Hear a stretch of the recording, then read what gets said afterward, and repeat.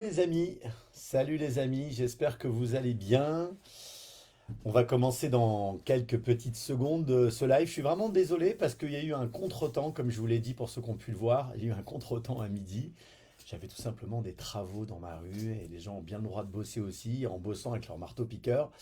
Et ben, de mon côté, c'était pas possible de bosser parce que j'avais énormément de bruit. Je me suis dit que la qualité du live allait être moins bonne, donc j'ai attendu que les travaux se finissent avant ce week-end de l'ascension qui est parti. Bon, j'espère que vous allez bien. Vous êtes peut-être déjà parti en week-end pour certains.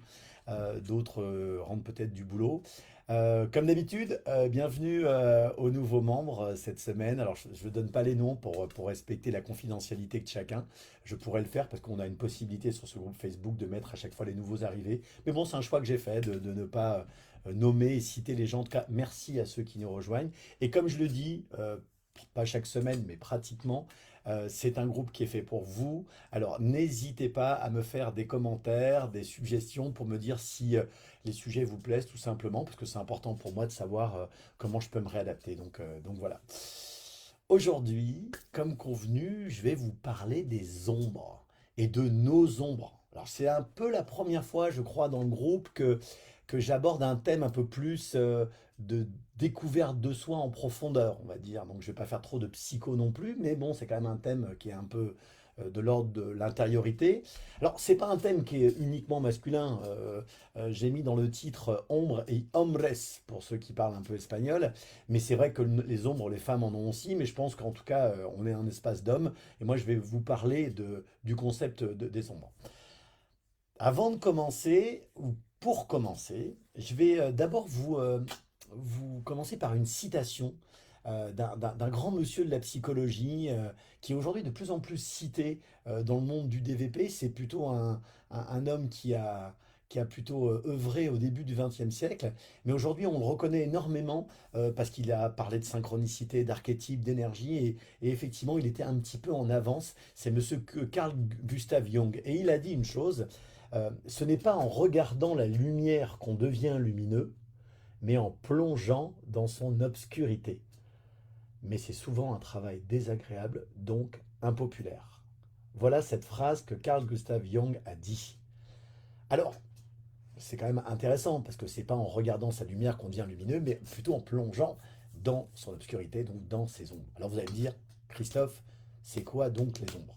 L'ombre, par définition, c'est la partie de nous-mêmes qu'on ne veut pas voir, tout simplement. Donc c'est constitué de quoi? C'est constitué de tous les interdits, les tabous, les choses de notre histoire que on n'ose pas vraiment reconnaître en nous-mêmes, et que nous avons qu'on n'a pas choisi volontairement, ça vient pas spécialement que nous, hein. Donc notre ombre, elle est forgée par l'histoire de la famille, l'époque où nous vivons, le pays où nous vivons, et donc tous les interdits sociaux qui peuvent y avoir. Je sais qu'actuellement il y en a pas mal, et notre personnalité qui a été héritée de nos ancêtres aussi. Alors l'ombre, c'est celle qui nous dérange, c'est celle qui nous interdit de regarder pour de bonnes ou de mauvaises raisons. On ne veut pas la regarder, les ombres. Alors, un truc qui est hyper important, c'est que, et là je vais vous faire un apport un peu en psycho, c'est que 80% de notre personnalité est inconsciente, donc invisible.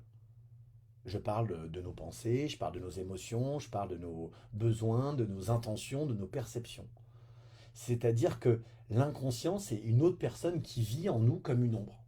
Alors, si vous pensez que vous maîtrisez, que vous êtes le maître de votre bécane, de votre voiture personnelle, oui, mais il y a votre inconscient qui à 80% oriente aussi. C'est-à-dire que notre inconscient, il a ses propres projets, ses propres émotions, ses propres envies. Et il prend quelquefois des décisions à notre place. Ça, c'est hyper important. D'où l'importance de s'occuper un petit peu, on va dire, de nos ombres, donc un petit peu de notre inconscient, et de les regarder. Parce que quelquefois, on s'en sent obligé, parce que ça coince dans nos vies, on sent qu'il y a des répétitions, des patterns qui reviennent, et puis tout simplement, quelquefois, quand on veut passer un levier ou un niveau au-dessus, ou un palier au-dessus, quand on veut atteindre un plus grand potentiel, ben si on tire des boulets invisibles qui sont nos ombres, ça va être un petit peu plus compliqué. On va croire qu'on performe, mais en fin de compte, on a toute une partie, en fin de compte, invisible qui nous limite. Donc c'est quand même important d'aller regarder ces ombres. Et puis, clairement, l'ombre, C'est pas spécialement négatif d'ailleurs, hein. Alors en général, on dit que les ombres c'est plutôt sombre, mais ce qui est assez étonnant, c'est que quelquefois on a des aspects lumineux de nous qu'on ne s'autorise pas, qui sont nos ombres, tout simplement parce que notre milieu nous a interdit de les voir à un moment. Je vous donne un exemple. Quelquefois, il y a des loyautés inconscientes que l'on fait à son clan, à sa famille, par exemple de ne pas réussir. Je ne peux pas réussir car mes parents n'ont pas réussi. Donc il y a quelque chose qui est un peu enfoui en nous qui nous donne cette croyance-là. Donc l'ombre n'est pas spécialement que négatif, c'est pas uniquement que noir. Ça peut être de la lumière qui est dans notre ombre. C'est ce que Carl Gustav Jung disait un petit peu. Alors, pourquoi on n'aime pas regarder l'ombre? Pourquoi Jung dit que c'est impopulaire? Parce que, je vais prendre une image. On est sur un tas de fumier, on se bouche le nez, les yeux, et on ferme les yeux et les oreilles. Bon. Le jour où on commence à aller voir un petit peu plus près nos ombres, ben ça sent pas très bon, clairement. C'est pour ça que c'est pas très agréable de s'occuper de ces ombres. Et c'est vrai que ça intéresse, entre guillemets, pas grand monde, parce que c'est pas si simple que ça. Mais regardez une autre image, un jardinier, c'est avec le compost qui fait des belles fleurs aussi. Vous voyez un petit peu l'image? Donc j'en ai plein d'autres, des images, je pourrais vous dire, euh, pour soigner une plaie que l'on peut avoir, bah, il faut s'en occuper, il faut la nettoyer. Regardez les animaux, par exemple, un serpent, régulièrement pour changer de peau. Regardez comme il fait sa mue, c'est très douloureux pour lui pour arriver à quelque chose de nouveau. Et si je vous donne l'exemple du chrysalide et du papillon, c'est encore plus flagrant. Je ne sais pas si vous voyez la douleur que la chrysalide fait pour devenir papillon. Il faut surtout pas l'aider, il faut qu'elle fasse ça seule. C'est voilà. Donc on se rend compte quelquefois que les contractions, quand on s'occupe un peu de nos ombres, nos contractions, ça nous permet de vivre franchement des grandes expansions. Alors, comment découvrir notre ombre? Vraiment, comment découvrir notre ombre? Alors, moi, j'ai trois petites choses déjà à vous dire. C'est la première, c'est qu'il faut beaucoup d'humilité. Parce que quand on s'occupe de nos ombres, ben, c'est pas simple, donc il faut reconnaître nos limites. La deuxième chose, mais ça vaut pour plein de choses, il n'y a pas de coup de baguette magique, il faut de la patience, de la patience, de la patience. Il faut respecter son rythme qui est bon pour soi. C'est déjà pas facile, donc on prend son temps. Moi, quelquefois, je vois des clients en consultation qui me disent, qui pensent que, parce qu'ils ont compris qu'il y avait des ombres, que ça va se régler en une semaine, 15 jours. C'est faux. Il faut du temps. Et puis surtout, il faut du courage.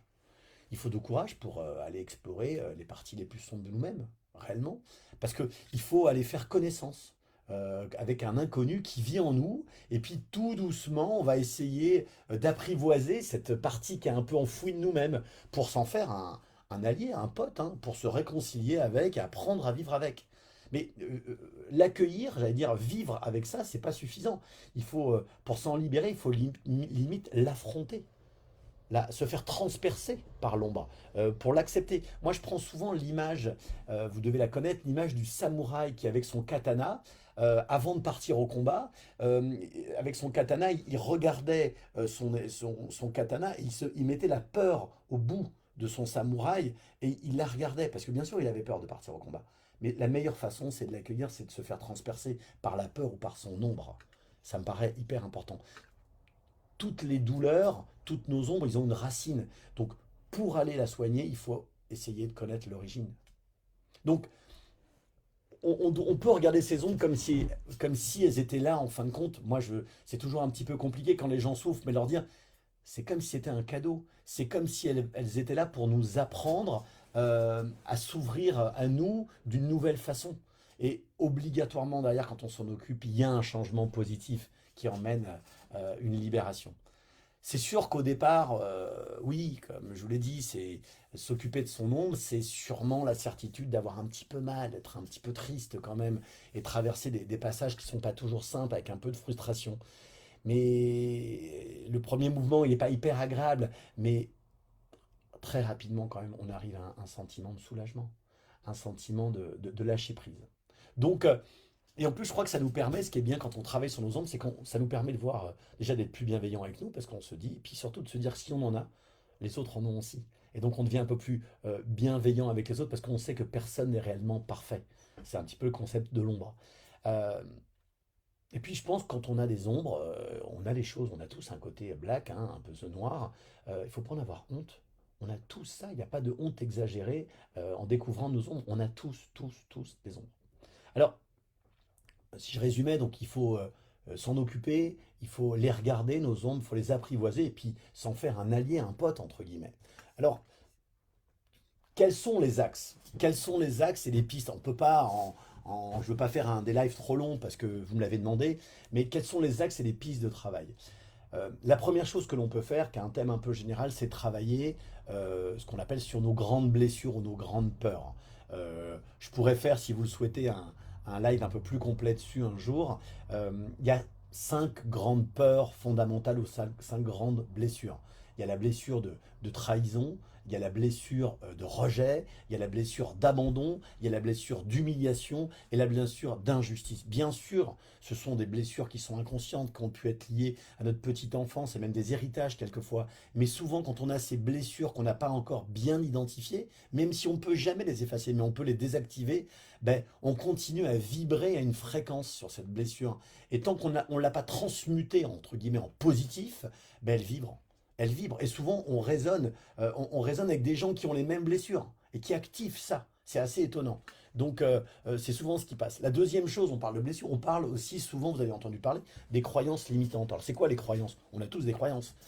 Les croyances, on en a des positives, hein, des ressources. On a des ressources dans notre vie, des convictions qui sont positives, qui nous permettent de bien avancer. On a des ressources, on a des croyances qui sont neutres. euh, et il y en a quand même beaucoup qui sont des croyances limitantes. Et ça font partie de nos ombres. Euh, les croyances limitantes, elles sont à 80% transmises par les autres. Il n'y en a que 20% qui sont acquises par notre histoire à nous.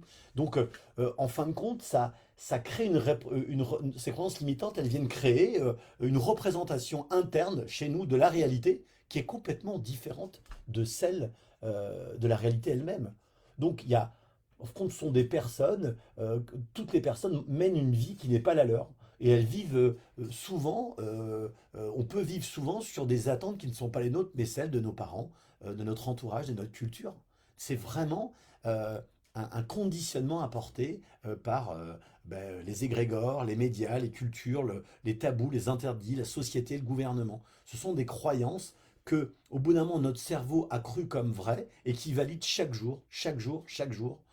Et travailler sur ces ondes, c'est aussi essayer de désactiver ce pilote automatique, de la somme de toutes ces croyances qui sont quelquefois fausses et qui ne correspondent plus du tout, et d'essayer de reprogrammer quelque chose de plus positif. Bien sûr que c'est long, bien sûr que c'est pas simple, parce qu'on se dit, parce qu'à la base on croit que ça vient de nous. Encore une fois, on croit que c'est nous, mais en compte, ce sont des choses qui ne nous appartiennent pas. C'est aussi un travail pour aller travailler sur les ondes. C'est un gros boulot, hein, les blessures, les croyances limitantes. Qui n'en a pas? Et on est souvent très limité à cause de ça. C'est véritablement le rôle de notre inconscient là-dessus. Par exemple, je pourrais vous donner peut-être un exemple un peu plus précis. Un truc que moi j'aime bien essayer de faire à mes clients, c'est de travailler sur les réactivités et les opposés. Par exemple, vous avez dû rencontrer quelquefois des gens qui sont un petit peu très durs et qui refoulent tout ce qui est vulnérabilité, sensibilité. Et ils la projettent quand ils rencontrent des gens comme ça, vulnérables ou autres, ça les irrite, ça les énerve.